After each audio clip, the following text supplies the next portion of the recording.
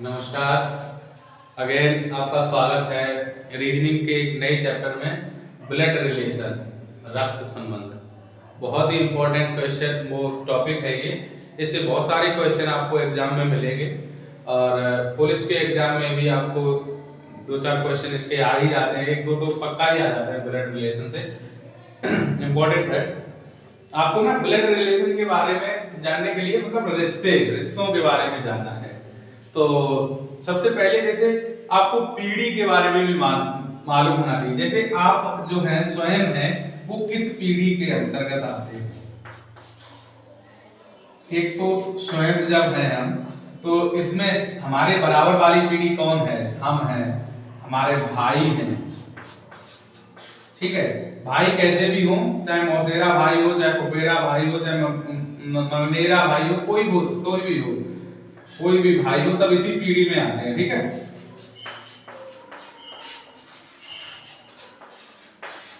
ममेरा भाई हो, चाहे मौसेरा भाई हो, जो भी हो, मौसी का लड़का जिसको बोलते हैं, मौसेरा भाई। तो जो भी जितने भी भाई आते हैं वो सभी इसी पीढ़ी के अंतर्गत आते हैं।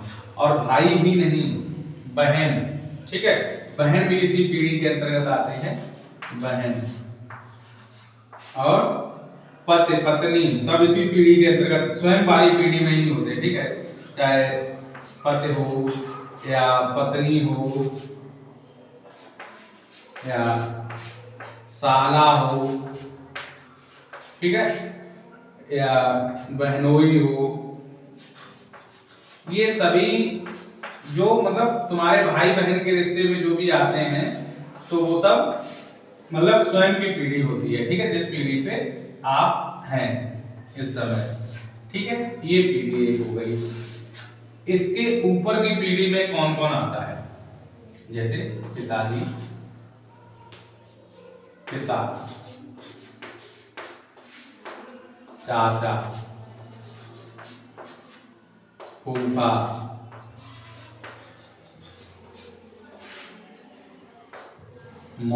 और मौसा, जो भी मतलब अगली पीढ़ी है, जिससे ऊपर की जो पीढ़ी होती है, आपके चाचा के बराबर वाली जो भी पीढ़ी होती है पिता की, तो पिता, चाचा, मौसा, फूफा, मौसी, बुआ, ये सभी इस पीढ़ी के अंतर्गत आ जाते हैं। ठीक है, इससे भी ऊपर पीढ़ी होती है, उसमें क्या आते हैं? दादा, दादा, दादी,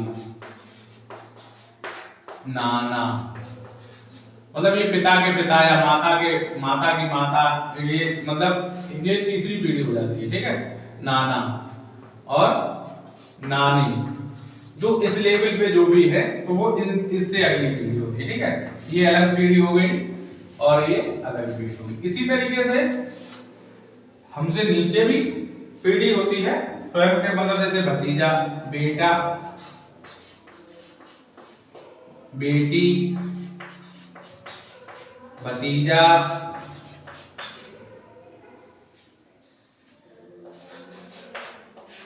भतीजी, दामाद, जो मतलब बेटे की श्रेणी में आते हैं, जो भी इससे नीचे की पीढ़ी हो गई। ठीक है, इसमें और भी रिश्ते होते हैं, सबको नहीं लिख पाएंगे। और इससे नीचे मतलब वो भी आ जाता है नाती, नातिन,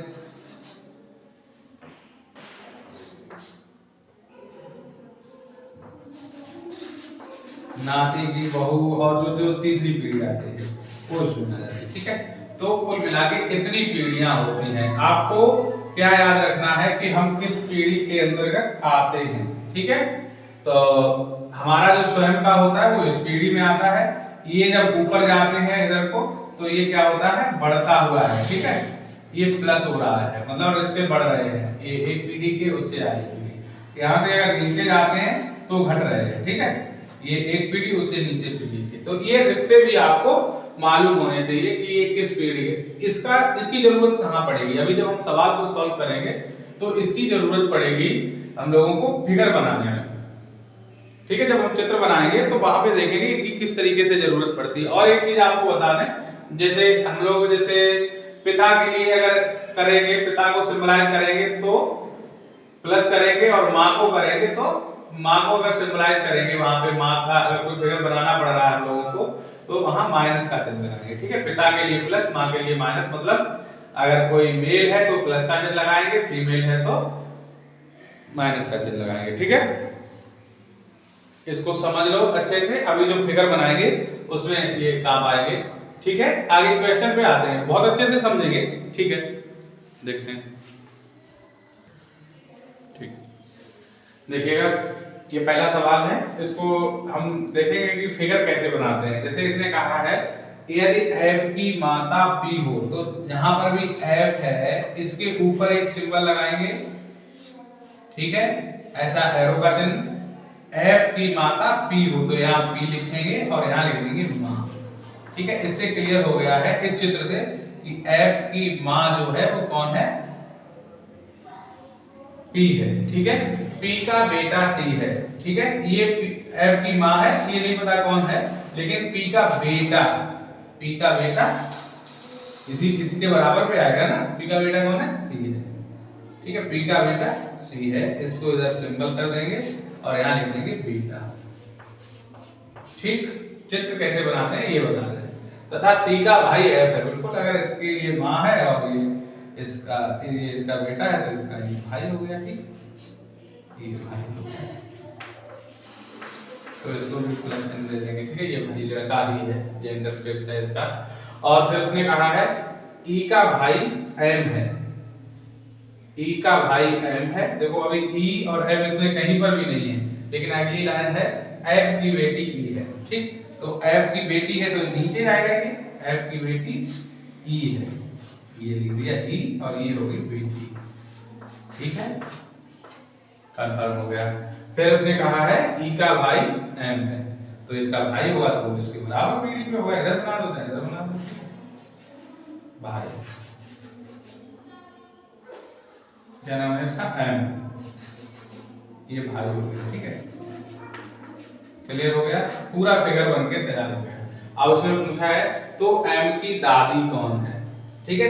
m की दादी कौन होगी, जो इसकी तीसरी पीढ़ी पे होगी, तो इसका पिता ये है, इसकी माँ ये है, तो ये इसकी दादी कौन है, p, ठीक है, दादी है।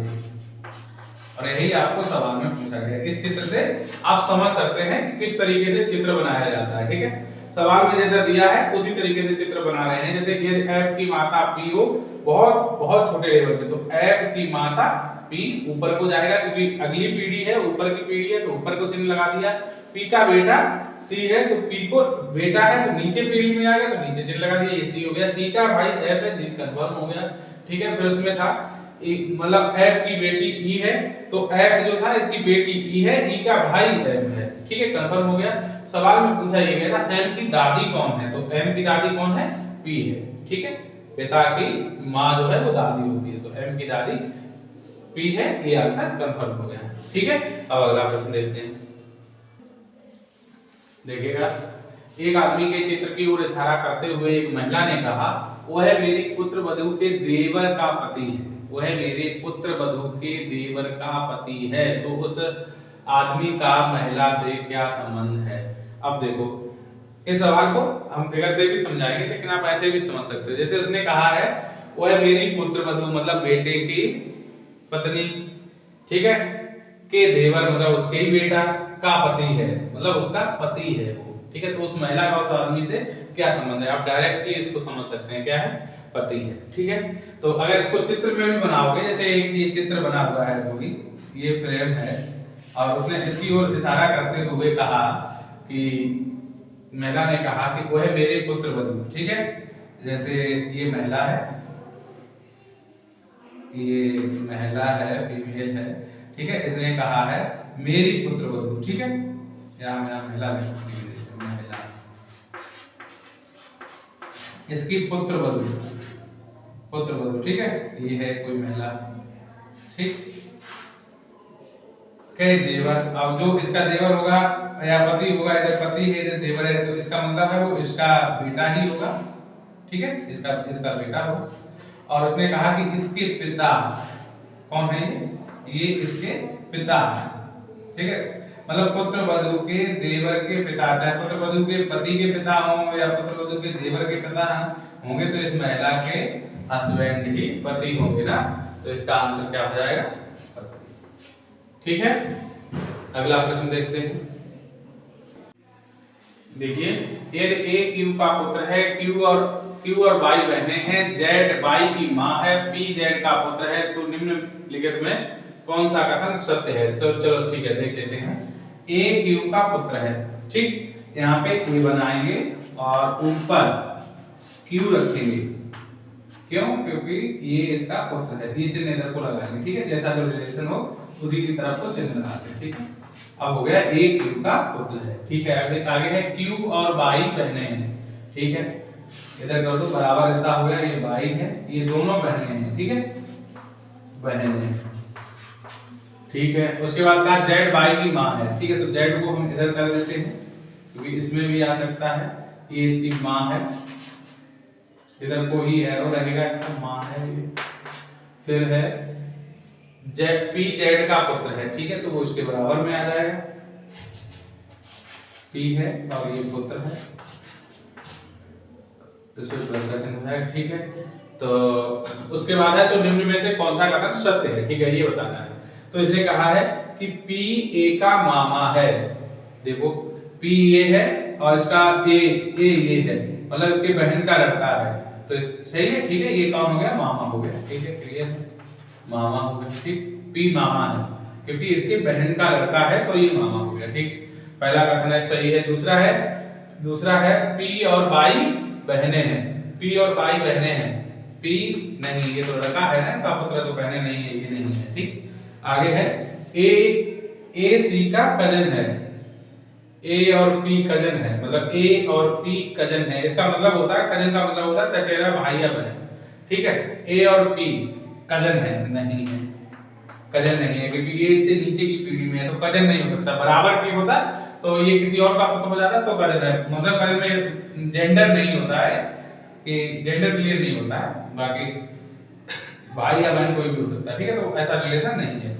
डी ऑप्शन है इनमें से कोई नहीं, तो ये नहीं है, आंसर आपका ये राइट है, पी ए का मामा है। ठीक है, फिगर से आप देख सकते हैं कि इसमें आपको साफ साफ दिखाई दे रहा होगा कि पी की बहन का पुत्र है तो ए, तो इसलिए पी मामा है।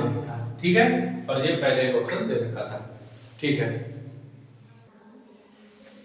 देखिए, ए ने बी से कहा आप मेरी पत्नी के दामाद। देखो ऐसे मतलब रेड हेरिंग लाइंस को दिए जाते हैं, इसमें लिखा है आप मेरी पत्नी के दामाद, मतलब तो उसका भी तो दामाद होगा, आप मेरी पत्नी के दामाद, मतलब एक ही पत्नी के भी तो दामाद वही हुआ की बेटी हो।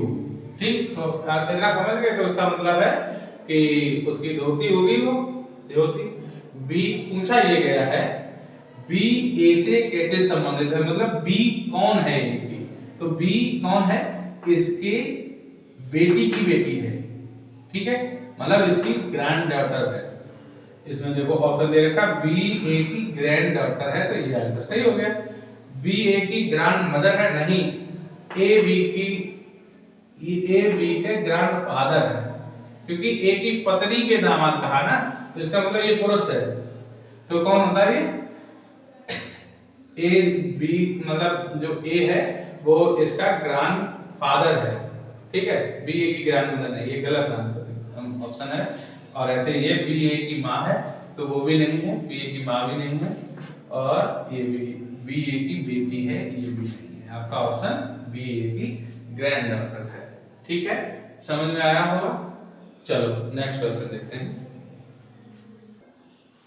ठीक है, देखिए, अनु बाली की बहन है, कोमल बाली की माँ है, दीनू कोमल का पिता है और ईयान दीनू की माँ है, तो अनु दीनू से किस प्रकार संबंधित है? तो ठीक है, चलो फिगर बनाते हैं। सबसे पहले है अनु बाली की बहन है। ठीक है, तो इधर बाली था, तो यहाँ कर देते हैं बाली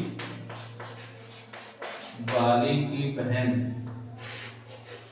ये बहन है कौन? अनु। ठीक, फिर आगे था कोमल बाली की माँ है, तो यहाँ पे कोमल हो गई। ठीक है, और ये माँ है इसकी। ठीक, फिर क्या था? दीनू कोमल का पिता है। अच्छा, अच्छा, कोमल का भी पिता है दीनू। दीनू, दीनू कोमल का पिता है, ठीक है। फिर क्या था, फिर पता है यान दीनू की माँ है रे, इसके भी ऊपर यान। इसी तरीके से फिगर बनाया जाता है, ठीक है। ये माँ है इसकी। तो पूछा क्या गया है, तो अनु दीनू से किस प्रकार संबंधित है। अनु दीनू से, अच्छा अनु और दीनू कहाँ है, दीनू ये है दीनू, ठीक। तो इसके मतलब बाले इसके बहन के माँ के पिता, मतलब अनु किस प्रकार संबंधित है, ठीक है। अनु कौन है, अनु बेटी है इसकी ना, ये इसकी बहन है, बहन का मतलब बहन की माँ का पिता, नहीं तो फिर नातन हो गया, ठीक है। ये माँ का पिता है, मतलब तो दादी नानी नातन, अनु नातन होगी, ठीक है। ये वाला है इसका, ठीक है। इसकी नातन है क्योंकि तीसरी पीढ़ी की बात है ना, इसकी माँ पर उसका पिता, तीसरी पीढ़ी तो नातन हो गई, ये वाला, ठीक है। देख लीजिएगा, क्लियर हो गया, तीसरी पीढ़ी में है, ठीक है। नेक्स्ट क्वेश्चन देखते हैं। देखिए, शतरंज खिलाड़ी की को अंकित करते हुए, मतलब इशारा करते हुए एक आदमी ने कहा, एक आदमी ने एक महिला से कहा, ठीक है। एक आदमी ने एक महिला से कहा कि उसकी माँ, मतलब उस खिलाड़ी की माँ आपके पिता की एकमात्र बेटी है। उसकी माँ तो मतलब वो स्वयं को महिला हो गई। इसी को यहाँ पे समझ लो, इसको पकड़ लो तो बड़ा आसान होता है रीजनिंग में, और कुछ नहीं है। उसने कहा उसकी माँ आपके पिता की, मतलब उस महिला के पिता की एकमात्र बेटी, मतलब वो स्वयं है, ठीक है। महिला उस शतरंज खिलाड़ी से किस प्रकार संबंधित है, तो वो माँ है उसकी, ठीक है। समझ में नहीं आ रहा होगा, दो बार रिपीट कर रहे हैं इसके, देखो समझो। उसने ये कहा कि उसकी माँ आपके पिता की, उस महिला को बता रहा है वो व्यक्ति कि उसकी माँ, खिलाड़ी की माँ जो है वो आपके पिता की, महिला से कह रहा है एकमात्र बेटी है। अगर इकलौती बेटी है, उसके पिता की इकलौती बेटी हुई है, तो स्वयं वो महिला ही है, ठीक है। तो महिला उस व्यक्ति से किस प्रकार संबंधित है, तो वो महिला माँ हुई उसकी, ठीक है। देखिए, ये ब्लड रिलेशन का ये हमने पार्ट 1 बना दिया है, और इसमें जो 6 क्वेश्चन है इनको आपने सबने देख लिया है। आपको सही लगे हो या कोई समझ में ना आया हो तो आप हमें कमेंट करके बताइएगा कि ये क्वेश्चन हमारे समझ में नहीं आया, तो हम दोबारा बनाएंगे, उसका दूसरा पार्ट आएगा अब। तो उसमें और भी जो ब्लड रिलेशन के जो भी टफ क्वेश्चन होते हैं, ये तो सिंपल थे, उनको हमने करवाया है। और भी जो क्वेश्चन आते हैं एग्जाम, ये सब एग्जाम के आए हुए क्वेश्चन हैं, जितने हमने 6 करवाए, 6 ये एग्जाम के आए हुए क्वेश्चन हैं। और इनको करिएगा, देखिएगा, समझिएगा, इससे आपको, आई होप आपको ये पूरा समझ में आ जाएगा कि ब्लड रिलेशन होता क्या है, ठीक है। रक्त संबंध क्या होता है, कुछ नहीं है, सिर्फ ये रिश्तों का ही खेल है। इनको समझ जाइएगा और इनको बड़ी आसानी से आप कर पाएंगे। तो ठीक है, इस क्वेश्चन के साथ ये क्लास यहीं पे खत्म होती है, और आप नेक्स्ट क्लास फिर आएगी और क्वेश्चन को लेकर के, ठीक है। जैसे 20 से 25 क्वेश्चन लगभग करवा दिए जाएंगे, जिससे कि आपका ये चैप्टर क्लियर हो जाएगा, ठीक है। बहुत बहुत धन्यवाद।